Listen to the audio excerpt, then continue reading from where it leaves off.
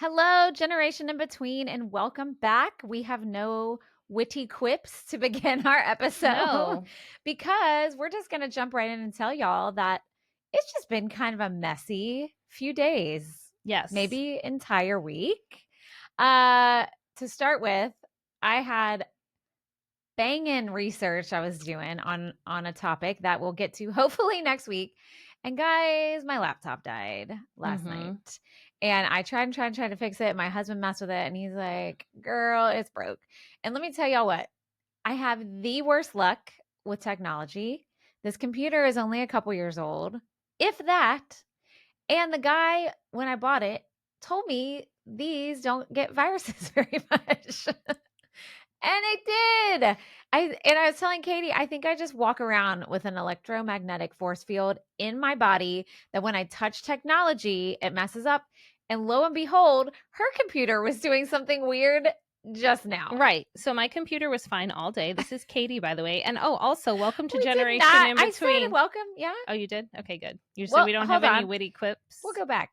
Welcome to Generation in Between, a Xennial podcast where we revisit, remember, and sometimes relearn all things from the 80s and 90s. There we go. There we go. And we didn't even need a laptop or a script for that. You just did that like off the top of your head. Correct. Good brain power there, Xennial. Yes. And so my computer was working fine until Danny got here. I know. But it's working fine again now. I think it just needed a little restart. Listen, don't we all? I know, right? I know. Don't we all? Guys, I also had to go to 2 dental appointments this morning. Dang. Hello. My mouth is not numb. I texted Katie last night. I was like, just so you know, I'm coming after the dentist. So I had to get a filling. And I was like, my mouth might be numb still. So who knows how that's going to go. Thankfully, it's fine. I did have crap all over my shirt, which is probably still there because what they did was I got a filling and then they had me booked for a cleaning afterwards, but I had to get this special cleaning because I had an infection in my gums. Ooh. Guys, I have the worst teeth. And I take care of them, I swear. They always will like lecture me and they're like, "Do you floss?" I'm like, "Yeah." They're like, "Do you this?" I'm like, "Yeah." It doesn't matter. These are stupid teeth. I remember when I met you at the end of your Invisalign journey. And when you explained to me all the different things you had to do to keep your teeth clean, I was like, you must have the cleanest teeth in the whole world. And it don't even matter, friends. That just proves to you can only fight genetics so far. Like my sister has horrible teeth. And unfortunately, my kids have horrible teeth. We pay so much money for it. Yeah. Anyway. I think that's important to acknowledge, though, because yes, dental hygiene can help a lot. But if your teeth are more creviced or just the way your mouth is formed, I guess for anyone who has any dental guilt out there or parents, don't. Or maybe it's the electromagnetic force field that breaks technology that also gives me bad teeth. It seems like it could be related because those things are so similar. I know. And Katie's been so busy. So much going on. I just have had quite a week. Not bad necessarily, just a lot of things stacked on top of each other. And so I was trying to finish watching Dawson's Creek for our Dawson's Creek episode before Danny got here, but I couldn't finish it before she got here. So we're going to record that one next week. That's an extra thing we do. We try to do it every week, but it's okay. We'll record that one next week too. So all that to say, the banging research, which we won't tell you what it's about because it's hopefully coming next week. Hopefully. Is on the back burner because there was still so much you wanted to get to. And yes, okay, especially for like younger listeners, could she have like finished it maybe on her phone or something? No. The answer is no. The answer is no, friends. Because Troy was like, you can use my laptop, but he has a Mac and I'm a PC girl. And I was like, my brain cannot handle that right now. Yeah. And I was like, I'm already halfway done. Like I had it all, everything, situated. You get it situated on your computer. And it's like, and he's like, well, and I'm like, plus there's going to be like 20 pages of notes. I'm not trying to, Katie and I's eyes are too old to read all that shit on our phone. No. Yeah, you needed it. Yeah, we need a big screen. Like for the delivery of the notes. Correct. Yeah. No, we're not trying. And then, and we anyway. don't want anything to. So here we are. So last night, Danny sent me a picture of a book cover. Wait. We got to rewind a little bit. Okay. Because I actually have to give credit where credit is due here. Okay. This idea was not mine originally. Okay. Right. I listen to a podcast. I listen to many podcasts, but one that I listened to just recently, thanks to my wonderful sister Tara for turning me onto it, is a podcast called Las Culturistas, and it has Bowen Yang and Matt Rogers, and it is hilarious. But they just talk about all kinds of things, pop culture, and they sing at the end of every episode. Oh, that's and it's awesome. great, and they're just fabulous and wonderful. So check it out. But anyway, one of their episodes a while back, I can't remember if it was Bowen or if it was Matt. One of them found a book at like a used bookstore, thrift store or something from the 80s. It came out in the 80s, and they went through it together on air. Okay. And so last night when I'm panicked and I'm like, what are we going to do? It was my responsibility to do research for the podcast this week. What are we going to do? We can't do trivia. We do trivia all the time. Plus, I don't know where the trivia is. I think I left it here. Did you really? I think so. It's not in your bag? I think it's in that desk. Oh, okay. Remember we slid it and the thing? No, I can get it before the end. Okay, because I was like, great. Now I don't even know where the trivia boxes are. We're supposed to do it at the end of episodes now, guys. Anyway, so then I was like, Eureka, I have that book that Bowen and Matt talked about on their episode. We could do the same thing. So thank you, Las Culturistas, for being amazing and for giving us this wonderful idea. So this was your idea that we are also doing. Might be also fun to pass this idea on to another podcast duo we know that's local. Yes. Our friends Mel and Kayla, who gave our podcast a shout. So we're going to give theirs a shout. It's called It's About Nothing. And basically they just get together and chat about their week, talk about pop culture stuff and life. And it's very entertaining and it's a lot of fun. So check them out. I feel like, yes, check them out. And yes, we should pass this idea on to them. So we'll tell you what the book is in a sec. So I'm going to give you the intro in just a minute. Yeah. So that's the buildup. This is how we got to the topic for today. Correct. All right. And she has the book. I do have the book. She sent me a picture of the cover and I had never even heard of it. Okay, that was my next thing. So Katie, so the book is The Book of Questions. Okay. So Katie, you've never seen this book or heard of it? No. Even better. Never. So I'm going to read you the back of it first. Okay. This is the revised edition. The original one came out in 1987. Okay. They reissued it in 2013, but there's been all kinds of other ones. It's kind of like, remember how Chicken Soup came out with like a bajillion books?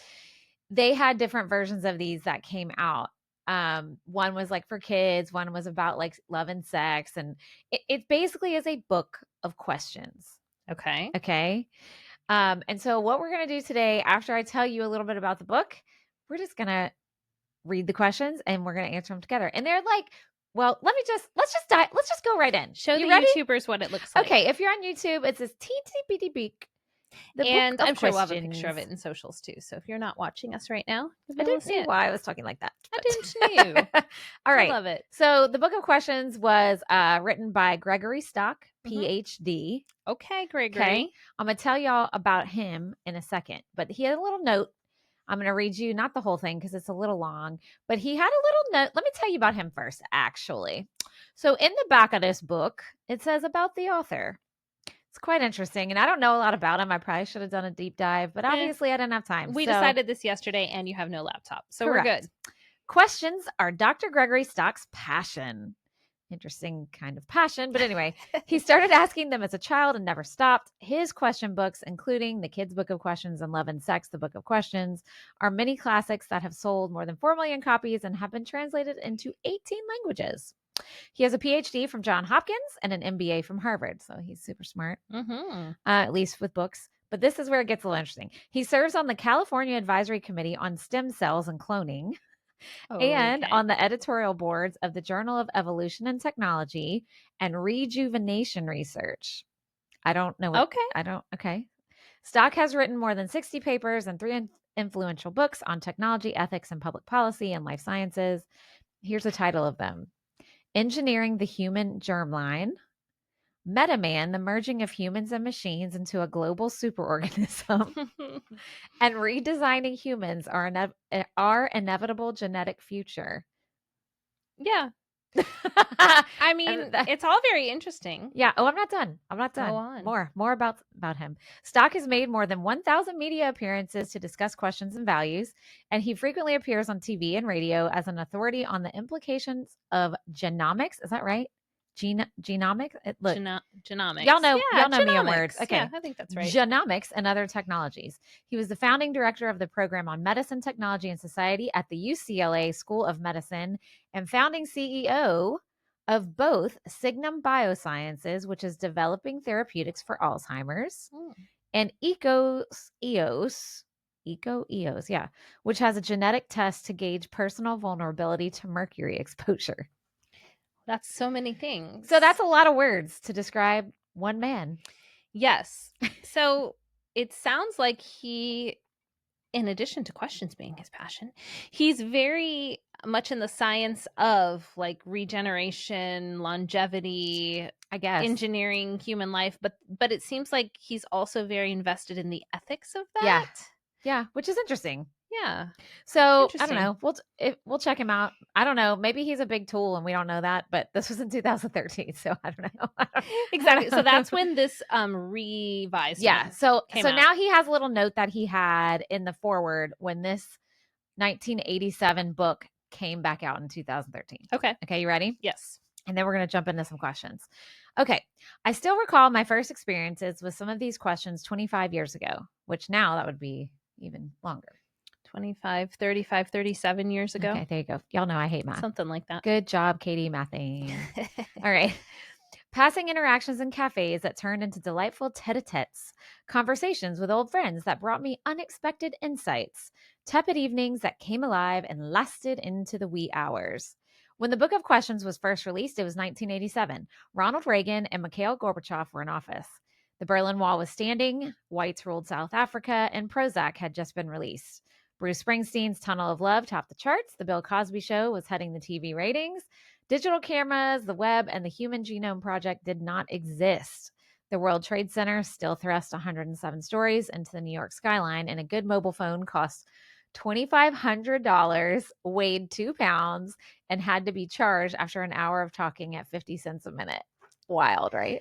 That is wild. I had to throw that in there just because that's so and it's so applicable to like what we talk about. It is. Everything was different, and yet nothing was different. People struggled then as they do now with money and family, love and loss, hope and fear.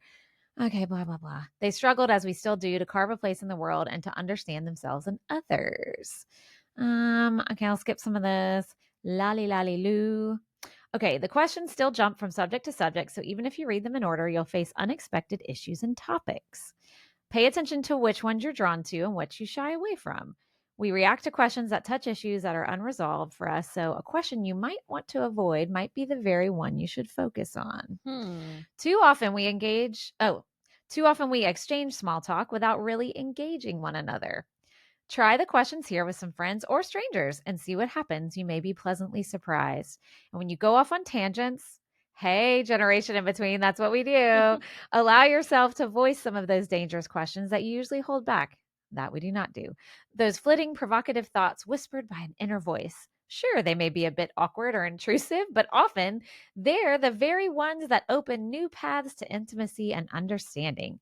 Life can be juicy and engaging when we're grappling with issues we really care about. He goes on to talk about more crap, but we're not going to do that. Yeah. There's one more little thing I was going to read. He said these questions are meant as a point of departure, not a destination. Okay. So you're not supposed to have one particular answer. These are open-ended questions. Okay. The more you engage with them, the more they will bring you. So I did one of these questions last night. Because Troy was like, what are y'all going to do on the podcast? And so I was like, have you seen this book? And he had not. Now, my parents had this book. I remember this book. I don't know. My dad was really smart. He was a PhD. My mom was also very smart. I just don't envision them sitting around and like reading this book. Like, yeah. But the reason I have this is because I got it at, those like little free libraries. Oh, yeah. Cooper and I always look in those because we love books and we always put them in there. And one day this was in there and it looks like nobody's touched it. So I think it looks brand new. Was like a gift somebody got and then they just never. It's like a fun little like, not a stocking. Well, almost could be a stocking. Well, stuffer. It's a good coffee table book because it is fun if you're sitting around like, during the holidays and you're like, what are we going to talk about? Yeah. But I had one in college. When I was in college, they had the Love and Sex one came out and it was pink. It was hot pink. and I bought it at like Barnes and Noble or something. And we would get that book out and like ask each other questions. Like we were sitting around our apartment drinking or whatever. That book was hilarious. It was also serious because sometimes you think, oh, this is going to be a fun question. And then it's actually not. And then people, Right. So that's the story of the Book of Questions. Okay. So now what? So now what do we do? The fun begins. So there are questions in this book. 290. That's odd. There's 291 questions. What? Yeah, I don't know. So what you're going to do, we're both going to answer the question, but you're going to pick a number between 1 and 291. Why didn't they just go to 300? I don't know. You Isn't can't that think odd? of 9 more questions? I don't think he said anything about that. Weird. Yeah. Sounds good. So the reason, well, okay, and so also let me pick a number. The reason this is valid to our podcast is because this book came out in 87. Right. Yeah. Right. All the things you mentioned in that exchange were so different. Oh yeah. From now. And it's true. And then they revised it to make those questions from the 80s more relevant. But even still, that was in 2013. So I don't know what kind of craziness we gonna bring in. But also, you never know. Also, we kind of operate on nostalgia on this podcast. So this is a nostalgic book. And some of these questions may be quite nostalgic as well. They might be. And all right. So should I pick a number then? Yes. Okay. I'm going to go with my lucky number, 54. Why is that your lucky number? It's my birthday. 5-4. I was going to say there's not 54 days in the month. Okay. That's my birthday, the 54th of January, which is what today feels like. I've always wondered how people picked lucky numbers. Like I know I don't really have one, but maybe mine should be 11 because my birthday is 11/11. Oh, yours should be 11. Okay, well that's it. For sure. And maybe that should be you heard it here first. But we'll do 54 first and let's see what happens. Ooh, already we're going deep, guys. Oh no. Okay. Oh shit. Are you ready? I don't know. We can pass too if it's too much. Okay. Let's see what happens. All right. If someone threw a party for you and invited everyone who ever mattered to you, who would you be most excited about seeing? And who would you be most anxious about seeing and why? Ooh. Jumping in. Dang. But I guess that's like, that says ever mattered. So what about people that used to matter to you and now they don't? Right. Yikes. Yes, that's tricky. That's a tricky one. But I would say like ever mattered, my brain goes to like people I've lost. Yeah. Doesn't have to be. But like that's automatically where my mind went. I would say probably my grandma on my my grandpa on my dad's side. My dad's dad. Grandpa Pops. Yeah. Yeah. Oh, that's cute. Yeah, he was 93 when he passed. So I had a long time with him. Life. Yeah. And into adulthood, my grandma that was married to him, my dad's mom, passed when I was 18. And then he passed a decade later. So I had 10 more years with him. But it was when I was like in college and all that. And he was just a really funny guy, really knowledgeable, worked on the railroad, like always had funny things to say. When I said I was moving to Florida, he's like, well, you can keep your Florida. I'd like my 4 seasons, please. And then that was such a good grandpa voice. Yeah, that's what he sounded like. And then when he met my husband, so 2 quick things. When he met my husband, he was like, oh, we weren't married yet. We were dating. And so he came over to my grandfather's house and he knew, okay, this is the man. I think we were engaged. This is the man she's engaged to because he was alive for my wedding and passed that same year, like a couple months after we got married. Some of our last pictures are from the wedding. I know. And he's like, oh, hello there. Hold on. I got something for you. So he walks in his little back room and I'm like, uh-oh. You know, what's he going to give him? And I was like, is it like a family heirloom? Like, what's going to happen? And if you know my husband, he's very like standoffish. Yeah. He's just met him. So he's trying to like super tall and can be intimidating very tall. looking. And so my grandpa goes back there, comes back, and he's got this trucker cap.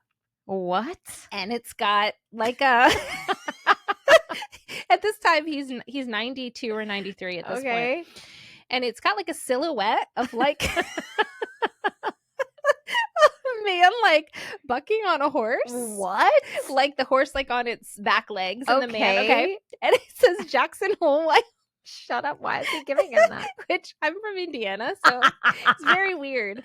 So, but me and my husband are like, Okay. and like my grandfather did not have dementia or anything. Yeah. Like he's sharp as a tack Yeah, till yeah, the yeah. day that he died. So it's not like, oh, grandpa being weird again. It was just like weird. It's like, what's he doing? But my husband's like, oh, thank you. Like my husband wears baseball caps, but not really trucker I've hats. never seen him in a hat. He looks good in a baseball cap, but I wouldn't say he owns any trucker hats, and he didn't back then. He has so much hair; it's hard That's to what get I'm under saying. there. Yeah, yeah, yeah. So he gives it to him, and so my husband's like, "Thank you so much." Like, and I just like, what the hell? And he goes, "Oh yeah, Martin, he passed away, so his family brought his stuff down to the moose, and I got that." What? I grabbed that for you since I knew you were going to visit. Who's Martin? His friend from the Who's moose. dead? No one From I've the ever. what? The moose. Oh, the like moose the lodge. lodge. Okay. Yeah, it was like a moose lodge. Yeah, friend. yeah. And he Apparently died. they brought down some of his stuff, and my grandpa was like, God. This This guy's new coming to town. I boyfriend. better get him something. Oh my God, that's amazing. So he gave him some dead guy's hat when he met Yes. him. And then every time after that, if my husband wasn't there and I was with my grandpa, he'd be like, "Oh, your fiance. I wouldn't want to meet him in a dark alley." Right. I mean, I wouldn't either. I wouldn't But either. it was just so funny. Every time someone would bring his name, he'd be like, "Oh, that guy. Oh, man. I want to meet him in a dark alley." Which Brant is so nice. Like so he's nice. not a violent person or scary. Not at all. He just looks scary because he's so tall. Yeah. And he has RBF like Trey does. Yeah, Yeah, he yeah, looks yeah. mad all the time. It Yeah. was just funny. And so the reason I would want to see my grandpa again, in addition to these hilarities that ensued, he met my daughter Amelia, loved her. We have pictures of him. He just loved her. He called her Pupka, which is Aw. Polish for little baby. That's so cute. But he didn't meet any of my other kids. Yeah. And he met my step kids briefly and was really sweet with them, but he didn't meet my other two kids. And so I would love to have him back.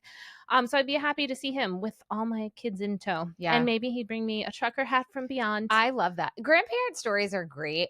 So my grandma, my mom's mom, Nani, moved down. I always say down. She moved up from Florida after she retired. She moved up to Louisiana. So my parents were separating, and she was going to help my mom, like with me, like getting me to and fro, you know, all the things that you need help with when you're a single parent. So, I mean, my dad was still around, but he worked a lot. So, and then my dad passed away, and it was a good thing she was there. But anyway,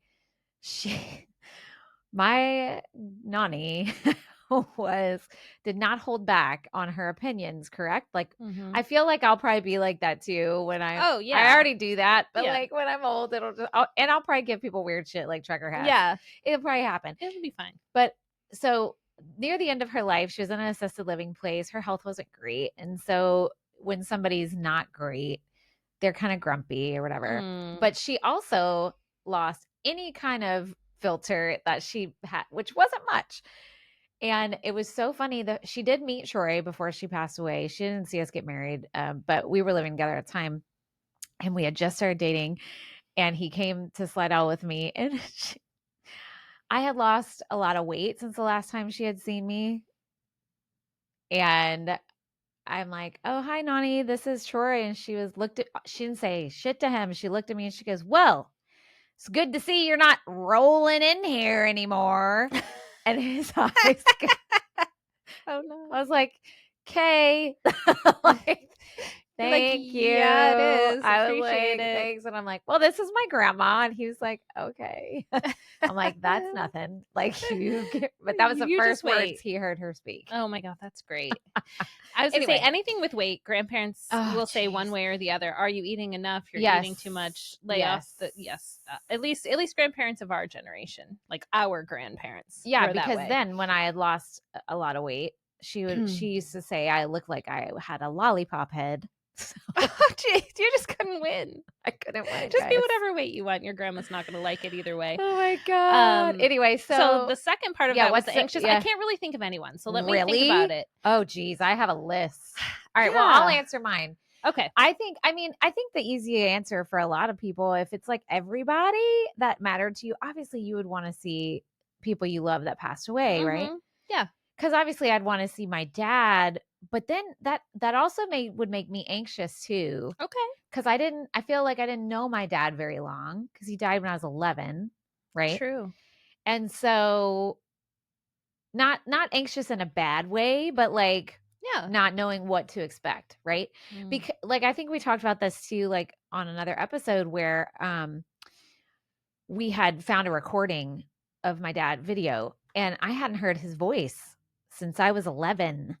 And that was just a few years ago. And it was jarring because I didn't remember what he sounded like, which is weird. You know, like you think you're always going to remember stuff. But anyway, but then I think also I'd like to see, like, you know, I've met so many cool people, um, like moving around a lot from being in the military. So I would be really excited to see friends that I haven't seen in a long time because they live in other countries, blah, blah, Sure. blah. But girl, you know who I'd be anxious about seeing is some ex-boyfriends. I do That's the not. only thing I could think Oh, was maybe that. and I'm not going to throw shade to nobody because listen, I don't know. Yeah. Maybe this child got his life together. I mean, I got my life You together. hope so. I hope he I did. hope so. But God there bless. was one ex-boyfriend, and if you knew me in college, you know who I'm talking about. It did not end well. It was not a good relationship, and I would not I think that would be be mine excited. too. But you know what I think might have changed since 1987 to when this book came out? Part of the reason there's people I wouldn't be anxious to see is because I still know so many people Oh, and social see media. so many people. Not that there wasn't, well, there obviously wasn't. in 2013 there was, but not in Yeah. 87. I'm thinking like people from high school, all the people that I cared about, I can contact and see and could reach out to, or if I haven't seen them in person, I've seen them online. So there's not a lot of like way back people off the top of my head that you can think that of. I can think of. Yeah. I will say, someone sent me a friend request when, so this would have been 14 or 15 years ago because my daughter Amelia was an infant. And that made me anxious.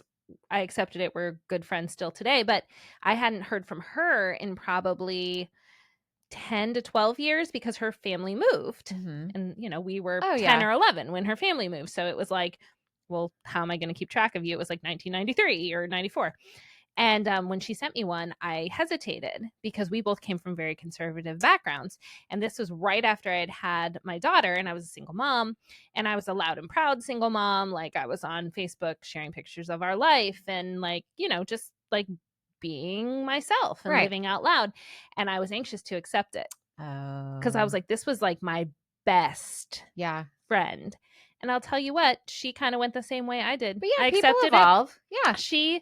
She's not a member of the church. Like she was like, we're still really good friends today. She lives in Texas. I ended up seeing her a couple of years later because I was through there for work, and it was just the best time. Well, see, there you go. But that was someone I was anxious maybe to say yes to. But that might be why I don't have anyone on that anxious list though. And I feel like there's probably plenty of people that would say they'd be anxious to see me again because I am very different than I was years ago. Me too, probably. You know? There's probably people that would be like, I don't want her to know that I'm whatever, just because of how how they knew me before. Right. I mean, I've had 100 different lives and personalities. Oh gosh, me too. Me too. Haven't we all? I mean, like, I feel like I can't believe that I am still like my husband still puts up with me because it's a different person every few years. Like, but I think that's what you're supposed to do. Like, you're supposed to evolve. You're not supposed to still be like, I feel like once you stop like the metamorphosis process, then you're not learning anything new. You're not growing. You're not healing. Of course. And you can take the important things with you as you go. You don't have to totally. I saw something recently that said, instead of asking, what do I want to do with the rest of my life? Ask, what interests me right now that I want to explore more? Ooh. I loved that. Like that. Because that kind of addresses what you just said. Yeah. You don't have to be this religion or this job or this identity your whole life, but that might be something you're really into. Like I ran marathons. I distance ran for years. Same. Zero interest in doing that now. No shade to people that do. Our bodies decided that for us. Well, that's true. But I will say when my meniscus tore and I could no longer run ever again, but there was a relief in that. It was almost like, oh, this is releasing me from something I was kind of over anyway. But I think sometimes we feel bad if we don't do something we always did. Yeah. Whether it was running or performing or just like if you're a mom that is, or any parent that's getting back in the workforce and you're like, oh, I'm not there as much. But that we don't have to your point, Yeah. always do the same things. That the reason we don't do the same things over and over is because now we're doing something else, Right. that interests us, that we Right. want to explore more. Or that we just need to like become a better human, right? That too. So sometimes anyway, so we got All deep. right. Number one. All right, Okay, you want to go? Oh, wait. Oh, Yeah. wait. I'm Is there going to another read. part? I'm going to read the one. There's another one on this page, 53. Let's do it. 53. I just want to see how you answer this. Oh my God, I'm scared. If you could use a voodoo doll to hurt whoever you wished, would you use it on anyone? And if so, who? Honesty, Katie. There's only one person in the whole world that it would be a maybe. And I'm too afraid to say on anything digital. I know, right? So I'm not going to. How about you? Yes, I would. One or more? Oh, well, I mean, honestly, I don't even care if this is on digital anymore. My sister has an ex that I actually, she has several. You need a lot of voodoo dolls. One of them, and you know what? I won't say which one because she has quite a few, so they can't incriminate me. There's one that I would just like to really hurt something on his body. I would use it. I would. Fair if it's like in defense of someone else. Yeah, I think that works. Yeah, and I don't think he has had any kind of what's the word? Progression in his self. He hasn't evolved past it. No. I don't know. I don't care if I ever see that man again. He better hope he ain't gotta see me again. Okay. Anyway, whoever you are, I was just curious. You're nicer than me on many levels, but she said maybe. She said there's one, and she's not gonna say. So there's one. I think we can all probably think of at least one. I mean, I know that makes us sound bad, but I think it's human nature. Like, you're not actually going to go do it. Well, right. It's okay. The question asked us. I know. Hypothetically. It's the book's fault. It's the book's fault. We're not sitting here plotting it. Pick another number. Well, no, you have to pick a number. Well, no, I want it to doesn't ask matter. No, it was my episode day. Well, then you're picking all the numbers. I'm picking them all? Yes. Oh, no. It's my episode. Well, then we're picking your new lucky number. Oh, okay. 11. Oh, that's a good idea. All right. Thank you. Here we go. All right. I said no. You said you're not holding this book. You're only answering questions from this book. Okay. Oh. Uh-oh. This is a good one. Would you like, and it's interesting that this you should answer first this time. Okay. It's interesting that this is asked. This was written in 2013. Oh, okay. Would you like there to be a law requiring the police to archive video footage of everything they do while on duty? Isn't that a law, basically? At this point? It is, it's a right? Requirement, yeah. Body cam and all that. It's required everywhere, right? But let's just talk about it. Yeah, I mean, obviously, yeah, I think they should. I mean, if your job is to protect the public, then you should have no shame and nothing to hide. Like, you should be I feel like if you have any kind of interactions with people that can affect their livelihood, their life on such a big level, like incarceration or death or injury or just any kind of being convicted of a crime or a car accident or anything, yeah, you need to have that proof. I don't know. What do you think? Yeah. I didn't say that exactly right, but I know what I mean. you mean. Yeah, no, I think so. And I listen to a lot of true crime stuff, and it's important for that stuff because people do, more so before, but still now, people do get arrested for things they didn't do, or they're treated with brutality. Not most of the time, but it does happen. And I wonder, though, what I was thinking about, why it kind of looked like I was thinking about it when you gave that answer is, are there other occupations where we need this? Like, there's people who would argue that we need this for teachers. I mean, yeah, I think it's interesting to think about, because where's the line, I guess, in our society of videoing everybody all the time? Right. Like they Big do. Brother. Right. Like 1984. Right.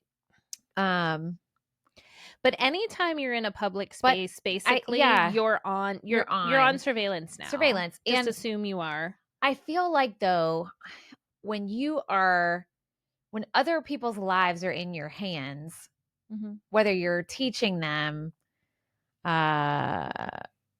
interacting with them for public safety, whatever, you are held to a different level of accountability. Right. Like you are held to a high level of being, why are words failing me today? Jeez Louise. It's the like force field. you said, like accountability, like yeah, you that need like you are held to a higher standard. Yeah. And we all mess up and we all make mistakes, and that's fine. Like, but there's some things where your mistakes, some jobs, some occupations, some positions where your mistakes can be lethal. Sure. Right? Right. Which I think is, I guess maybe that's where police and teachers differ a little. Oh, yeah. Because police, any incident could be violent or fatal. Right. And it could be because of some of the actions you are taking as that police officer. Correct. And if you are not upholding what you are supposed to be doing, or if you are trying to elevate yourself to a place that you should not be. But anyways, I won't go into all that. That was yeah. That was a good I one. just think that's interesting that it was written like, should we do this? Well, yeah, we've done it. Isn't that interesting? So, too late. All right. So pick another number. Let's do my age, 42. Okay. You don't want to do any triple digit numbers, do you? I guess not. I forgot. That's weird. 291. 291. I only want to do it if it's in the 300s. So sorry. Sorry, Doctor, whatever your name is. Stock. Gregory Stock. I had to check his name. Stock. Right, I almost said Spock because that rhymes with stock, and then I realized that's not right. Ooh, this is a good one. Okay. Okay. Do you think the world will be a better or worse place 100 years from now? Do you see our present world as a better place than the world of a century ago? How so? Oh, that's loaded. All right, so that's 2 parts, right? Yeah. Well, 3 technically. So let's just start with the first one. Okay. Do you think the world will be a better or worse place 100 years from now? It depends what we mean by world. If we're just talking about like our planet, worse, I think. I don't even know that we'll be here. I know. 100 years from now. I know. It's terrifying, yeah? But maybe we'll have had the capacity to be somewhere better. But I don't think it'll be here. Like leave the planet? Yeah. Would you do that? If I had to. Would you? Yeah, I would. I think What do you think about that? Because like I think it's an interesting concept to think of it from a different angle. I heard a podcast about this one day, or maybe I read a book. I don't know, something talking about colonizing other planets. Like we can't get enough by just colonizing other countries. Now we're going to take it off the earth because we couldn't take care of the planet we're on. So we're just going to take up. I mean, essentially, right? Because it is. So that's okay with you? Well, I'm just putting you on the spot. I'm just playing devil's advocate. I mean, I guess it depends what other life is there.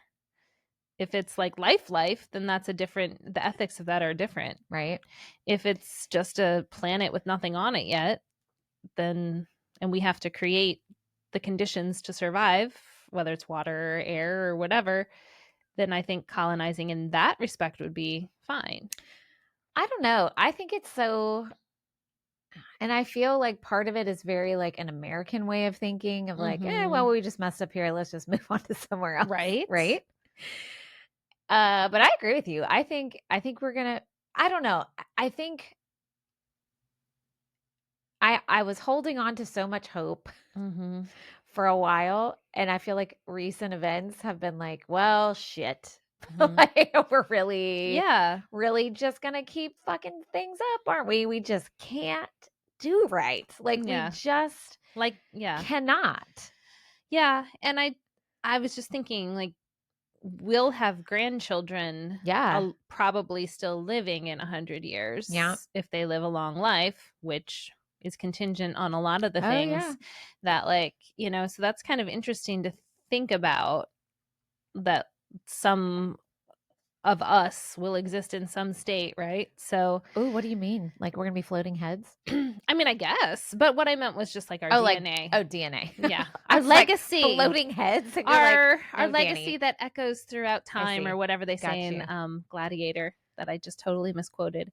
But yes, so I think it'll be worse here, but life as a human might not be worse. That's my answer. So you think environmentally? Yeah. I don't know how we reverse what we have now. Oh, I know. We can't. I don't think we can. That's the thing, is I don't think we can either. And now, granted, everyone know that we are not scientists. No. So I hope we're wrong. I hope It'd be I do better just to too. stay here and for life to be better. But I think we need to in order for that to happen, Mm-hmm. there's got to be a whole lot of people wake up Mhm. and really get And everybody get on board. correct. And we have to work together, guys. We do. And that it's not happening. Right now, not so much. It's not happening. Okay, so what's the other part? Do you see our present world as a better place than the world of a century ago? I'm going to say yes. I mean, it's weird, right? 1925 right to now. Yeah. I mean, I think like things definitely evolve and Mhm. change, right? But sometimes I think like things that we have helped us a lot as a society, like technology, have Mhm. also hurt us a lot. Sure. Like I feel like our ability to connect to each other is worse now. Mm-hmm. Obviously, medicine is better, like communication is better. I mean, human rights are better, question mark. Mhm. Do you know what I mean? Right. Like in some ways, yes, in some ways, no. In some ways, we were getting there and now we're reversing. So, but I feel like sometimes the advances have really good benefits, but also hurt us in other ways. Oh, that's totally You true. know what I mean? I just think when I think of, obviously, I was not alive in 1925. You But when weren't? no, Pops was, who I talked about earlier. He was born in 1920, little kindergartner. But when I think about what we know of that time frame and what we know of now, and I think it was like, you know, before World War II, Yeah. before Vietnam, like all this stuff.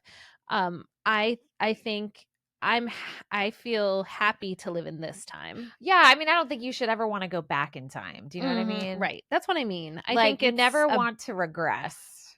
correct. You always want to progress, but like I do think there's something like I do feel like our ability to connect as humans is struggling. But then again, back then there was a lot more division too. Like Mhm. there's so much more separation and Yeah. women weren't allowed to do things like speak or say, you know. Yeah. And you know, people of color, that's a whole other thing. I mean, people weren't allowed to live as themselves.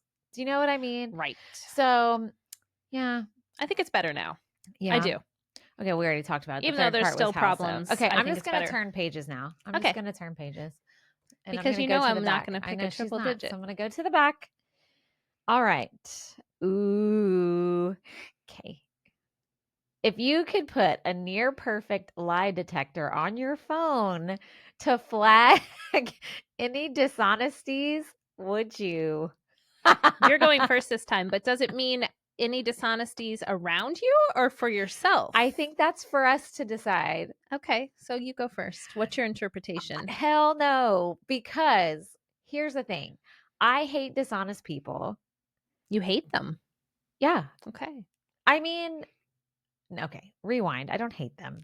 Thank you, mom. Thank you, mom. I always We tell my don't say kids. hate. Yeah, I Just always tell kidding. my mom. I always tell my kids like hate is a very strong word. But okay, one of my pet peeves is dishonesty. However, but we all know sometimes we have to have white lies.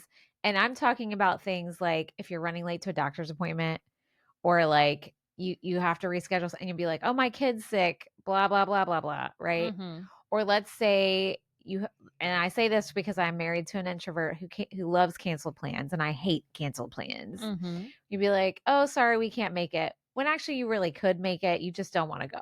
Mhm. Right. So that's a Mhm. little white lie. It doesn't hurt anybody. Like, whatever. So hell no, I would not want that. What about you? I don't think I would either. Because you're a liar or because Both. I'm just kidding. No, but I mean, yeah, I just think it's sometimes easy to tell when people are lying. There Oh, are yeah. people who are really good at it and you can't, like, whether Are any of your kids good liars? I'm trying to think. I don't think so. Cooper is a good one. Is he a good liar? Oh my gosh. Probably because he's an actor. Yeah. Like, well, your kids are actors kids too. are actors But too. I'm a shitty liar. Like, I have Yeah. all the tells. I think I would say like my son, I don't want to be like he's a good liar. Well, I think he's a liar by omission. I think there's a lot of things we don't know just Oh. because. Whereas like my girls, just like everything just flows out of them, and it's kind of hard to backtrack. And if they're not telling us, they're telling each other. So it's kind of pointless to try to lie because I mean, I'm sure, of course, kids get away with stuff, and I'm sure they do. But like, I don't know.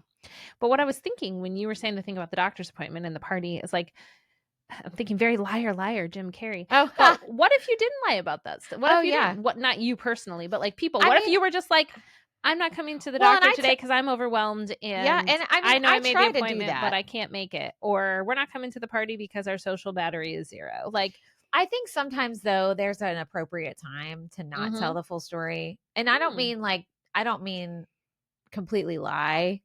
Right. But like if it's going to hurt somebody's feelings, true, for unnecessarily, do you know what I mean? I Like do. Sometimes it's going to hurt somebody's feelings, but it's better to be 100%. And I don't mean 100% like lie. Like I said, if you say sorry we can't make it, instead of we just don't want to come because your kid's annoying or something like that. Right. I guess you have to have Do you know what I'm you have saying? to have tact. Yeah. Too, because tact is a communication strength. And I mean, there have been, I mean, like, and granted, I say this like I have white lies all the time, but I think if we all sat down and thought about white lies through your day, it'd be like, oh, ooh, If you actually tracked it somehow. If you Or had like, a little lie detector on your phone that Correct. told you, and at the end of the day you reviewed it and it showed you all the times you did it, you would probably be surprised. Right. But I try really hard to be authentic and be honest. Of course. And like, I mean, there's times Katie and I are like, I'm not coming because I just can't. Like, I just don't want to. Like, I have no mental capacity, or like, I'm not going because honestly, I just don't want to. Yeah. Like, yeah, you know, or somebody will be like, oh, are you going to this thing? I'm like, no, I don't really want to be part of that environment. So no, I'm not. Yeah. But, I think that it's okay to, I don't want, and also like if it's on the phone, like when you call customer service or something and they're like, how are you? You're like, I'm fine. Even if you're not, like, they don't need to know that you're doing absolutely terrible. Right. So that's a lie. Like if you're not fine, but like the customer service rep at Amazon don't need to know. You're right. Like, I agree.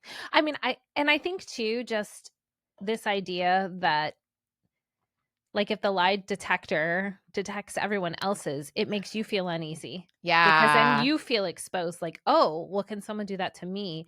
And I think just as humans, we don't want people reading our thoughts, whether they're lies, whether they're good, whether they're bad. With Mel Gibson, where he can read women's minds. What is that one called? Is Helen Hunt What Women Want? Yeah, What Women Want. Oh man, I wonder if that probably has not aged well. Oh God, I bet it's terrible. I bet it's so terrible. Oh, we should watch. That might be a rewatch. We might have to. Oh, I'm already remembering parts of it. Yeah, and he's a whole entire problem these days, but that's fine. Yeah, that's true. Okay, there's follow-on questions. Ooh, well, we already answered one. It said if so, would you use it a lot or just for specific conversations?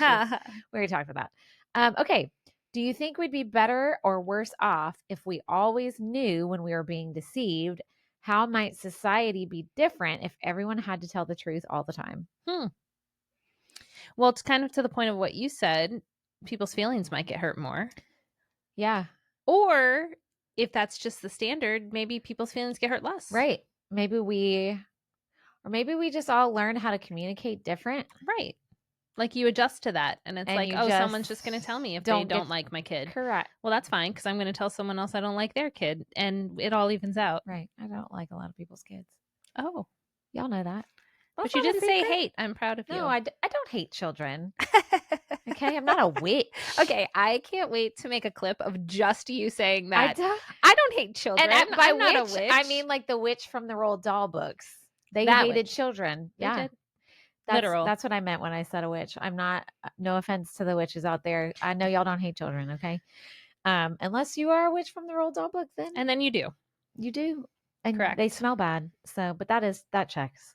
I mean, yeah, children generally smell bad. I like Katie's kids. I like my kids. If you're my friend, I probably like your kids and you're listening to this. Because some of y'all got some kids. Listen. Actually, I can't really think of anybody. Yeah.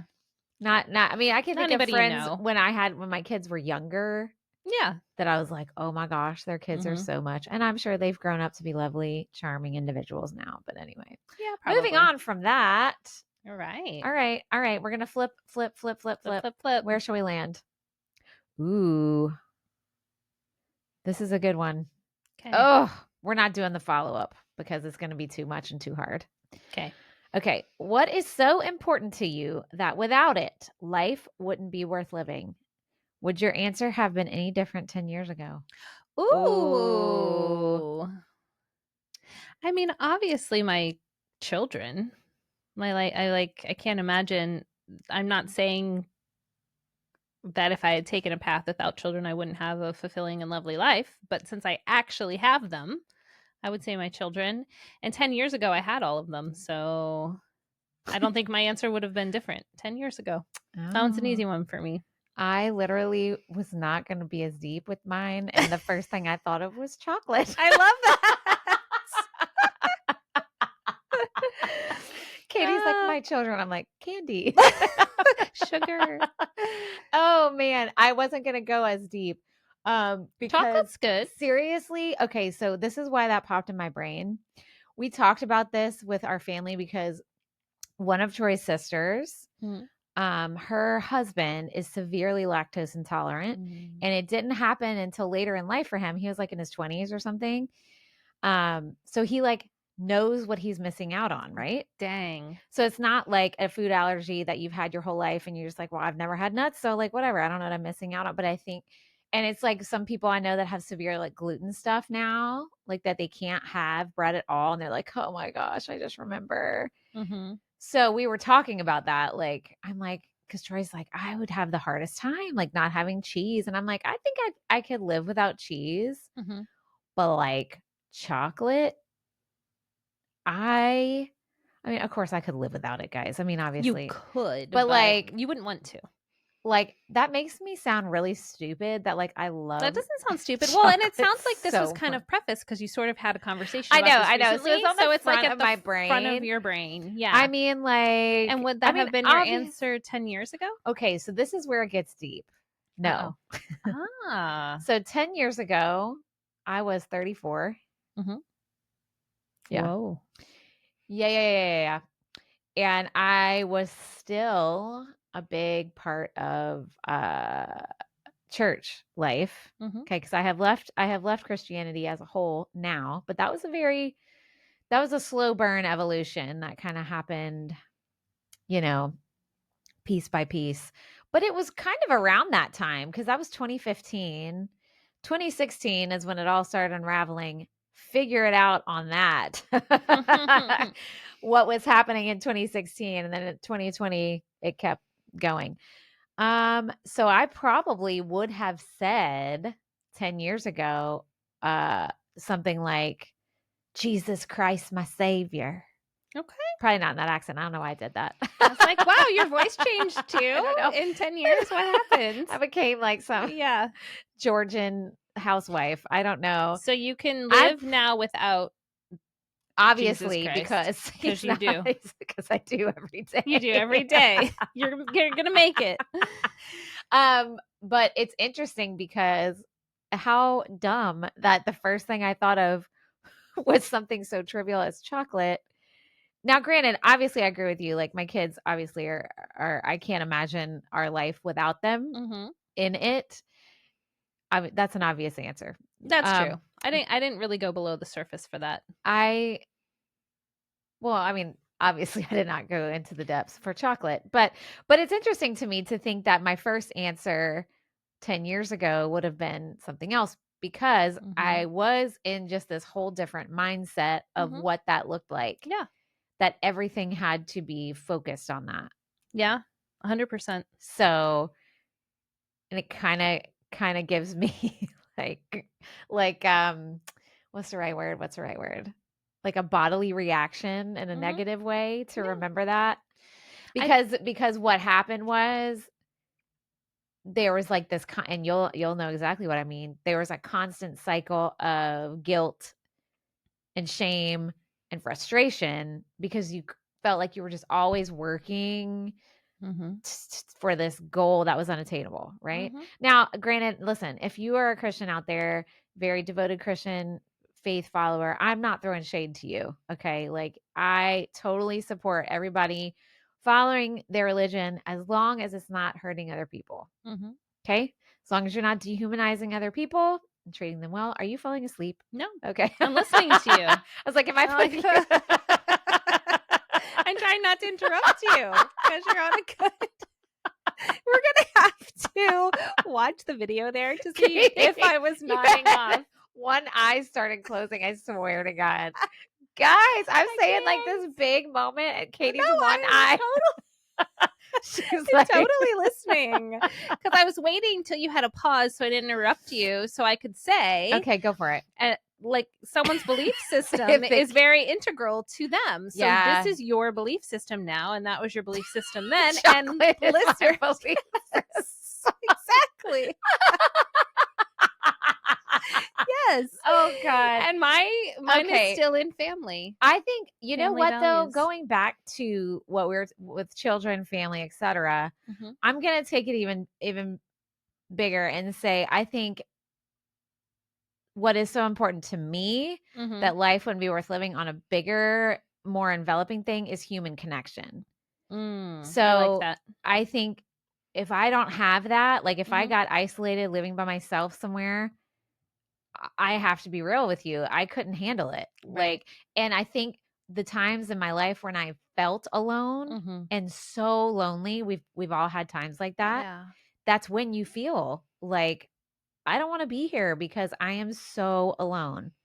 That's a really great point. I'm the Right? same way. And I think you and I, in general, there's a big scale of it, right? The Myers-Briggs, but we tend to skew toward that extroversion Yeah. with moments of needing time to ourselves. But I'd say even people who aren't like that, just it is innate to It humans is. to need a community of Yeah. some sort, even if it's one other person. Right. But to need that.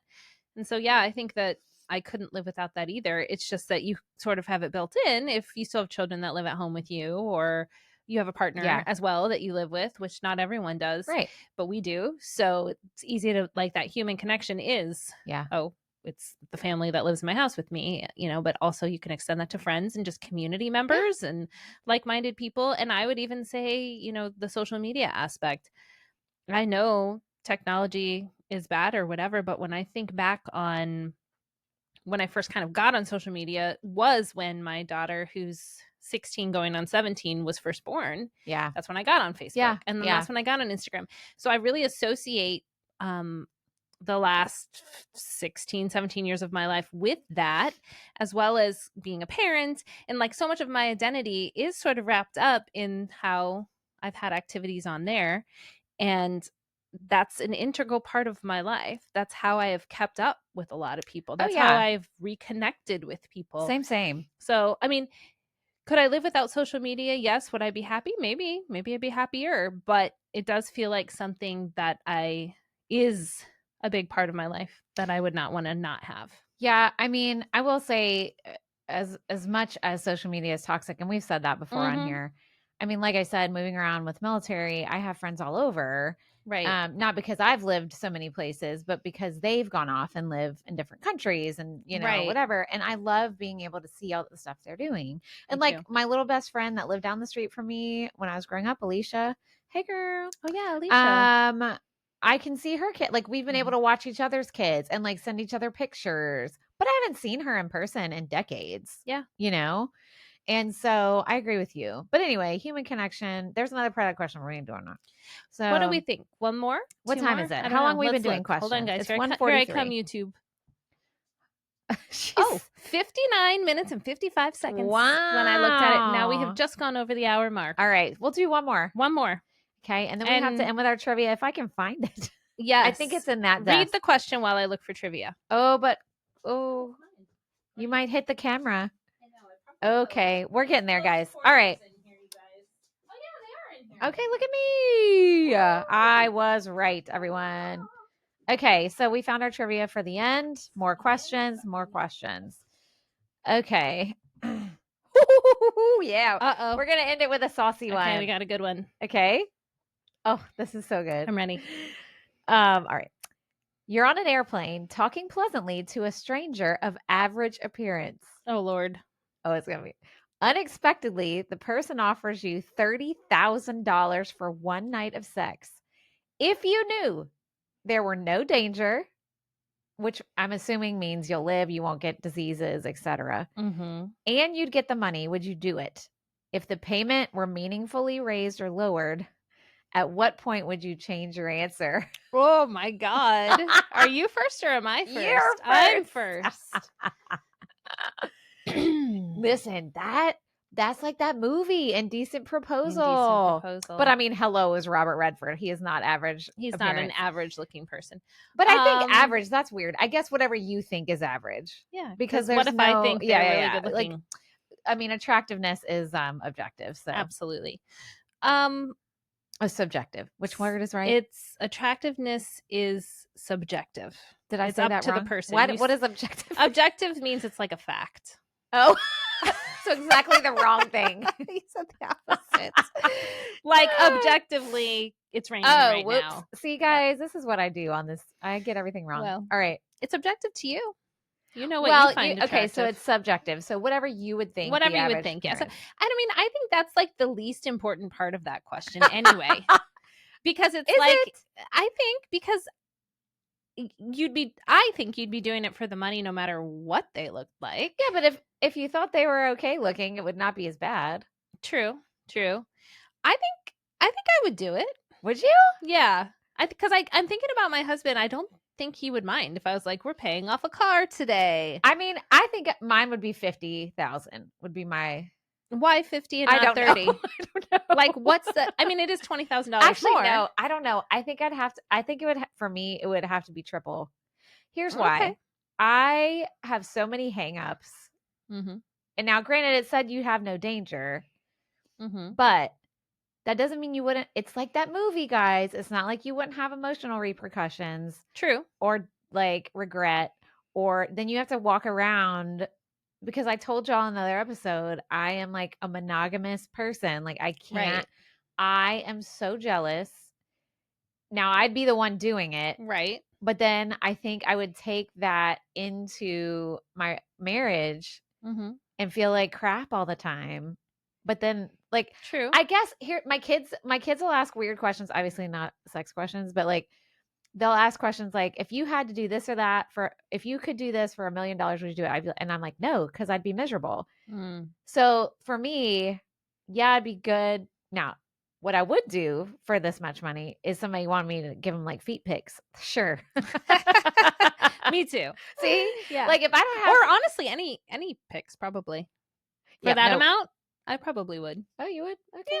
You heard it here first, everyone. I'm going to get an offer in our DMs. Katie's going to. Dear Katie, I have $30,000. She's going to start an OnlyFans. Oh my God. How funny But would that listen, be?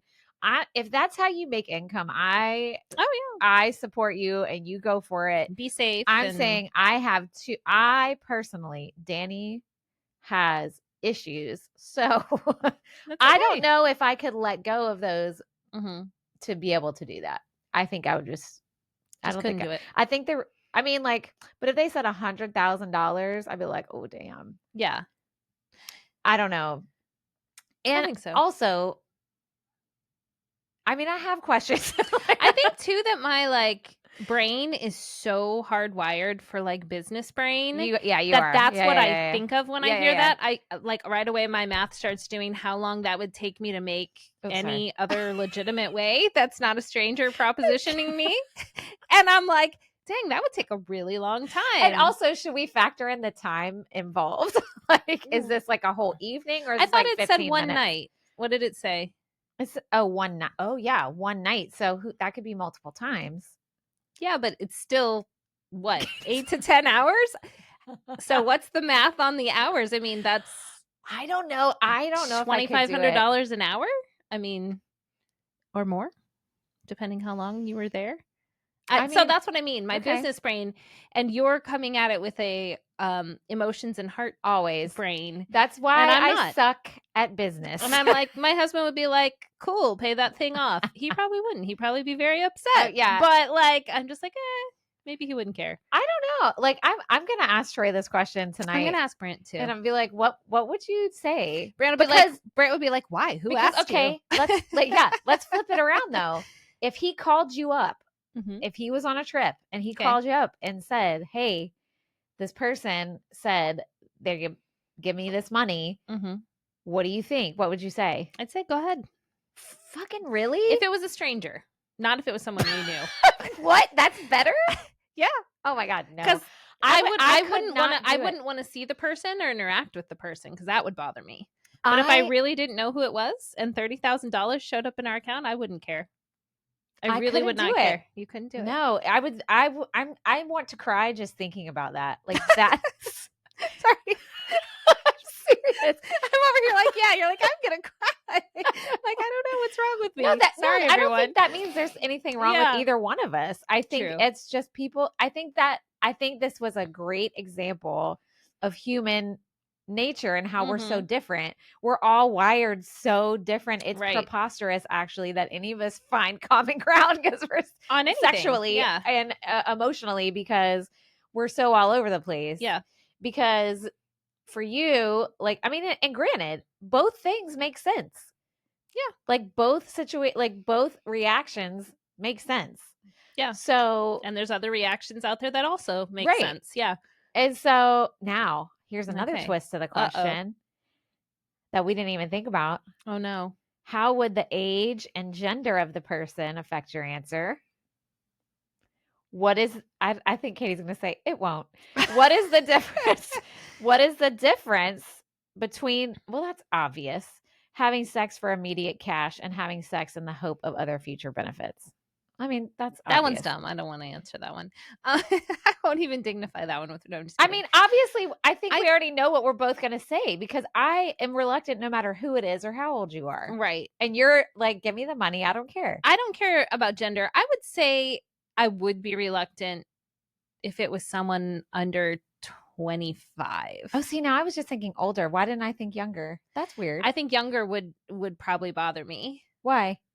Just because of my age and also like the fact that some of my kids are that age and so are their friends. Not that age. They're way under that. They're 18-ish. But they're closer to your kids. But like, let's say it was someone who was 18. Ooh. Like that's technically legal, but I couldn't do that. Also, I'd be like, where'd you get $30,000? Get out of here, child. So it would have to be like an established adult. So you have a cutoff. Yeah, you have a cutoff. I think it would be like 25 and above. And older, well, I don't think older. I don't care. I mean, yeah.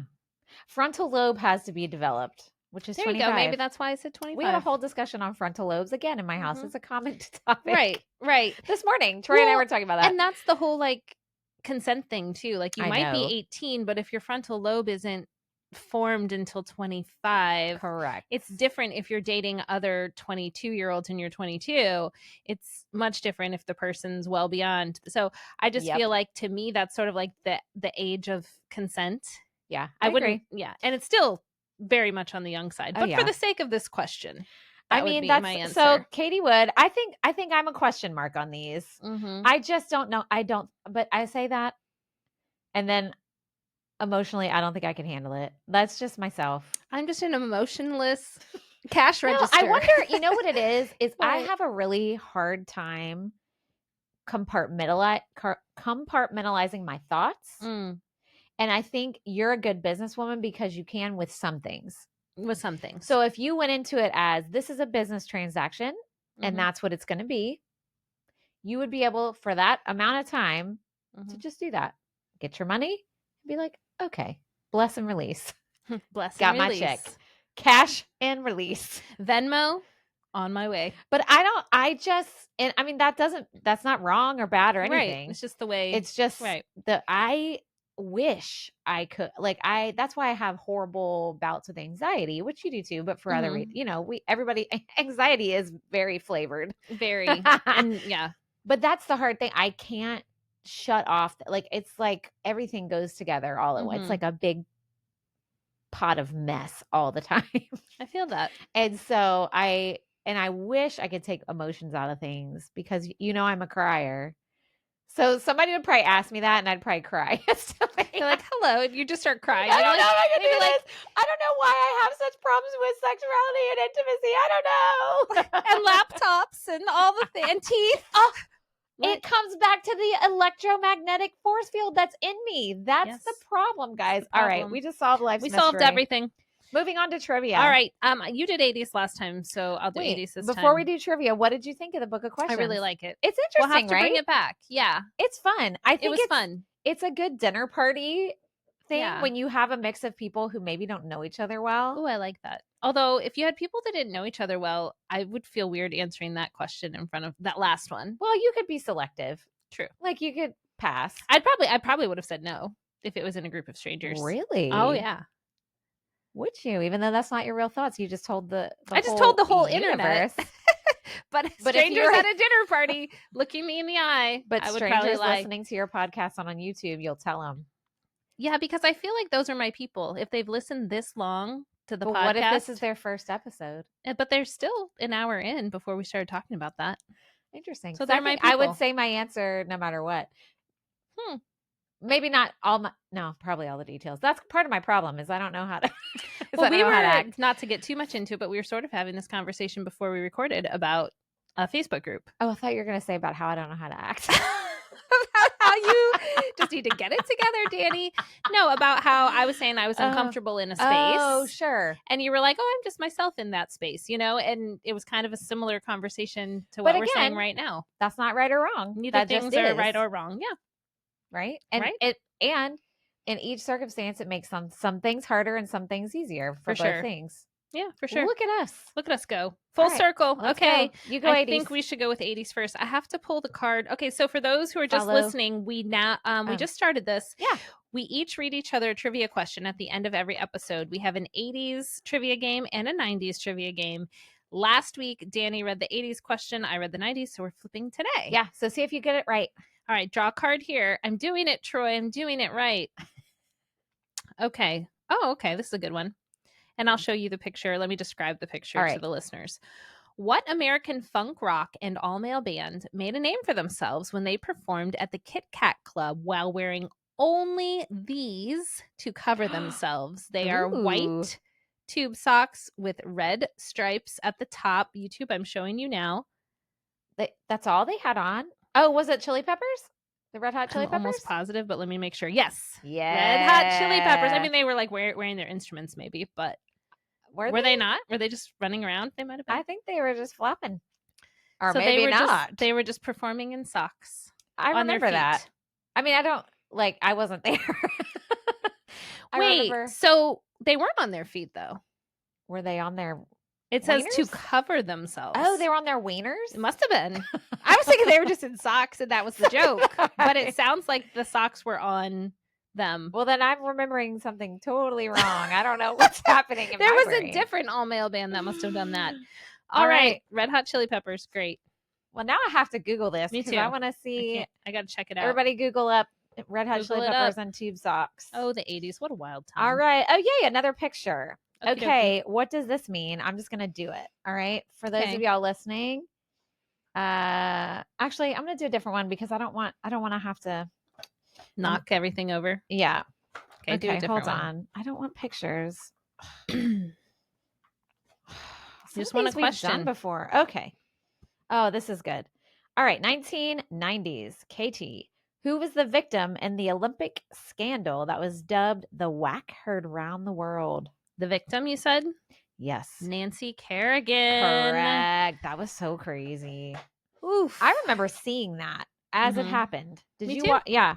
I don't see. That's the thing about memory. I don't know if I saw it live or if there were just so many replays that I saw it like within the first 24 hours or something. But I remember it, and it was obviously a scandal for a long time. Ooh. Well, there's a really good You're Wrong about that. Yes. Have you listened to that one on Tanya Harding? I kind of want to go re-listen. I know, it's really good. Also a podcast we love, You're Wrong About. You're Wrong About, yeah. Lots of shout outs. Lots of shout outs today. Well, that was really fun. Well, I'm not happy that your laptop died, but I am happy that it led us to this episode. I know. We're still going to get the great episode that you're researching next It's week coming. or down the Hopefully. road. So It'll it's come going to at be some great. time. Yeah.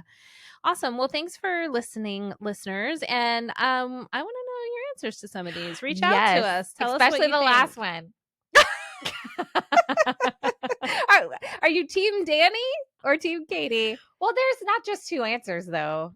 Or team yourself. Because that's the good thing about the question book, everyone, is there's not just two answers. What did they say? It's not a destination, it's a journey or something. Or you jump off. It's a jumping off point for more thought. Oh, we're going to find out. We're going to end this. This will be our witty ending. The questions are meant as a point of departure, not a destination. I love it. Until next week, everyone. Yes. Have a I was about to say have a fun destination. That makes no sense. Okay. But have fun. Talk to you next time. See you later. All Bye. right, bye.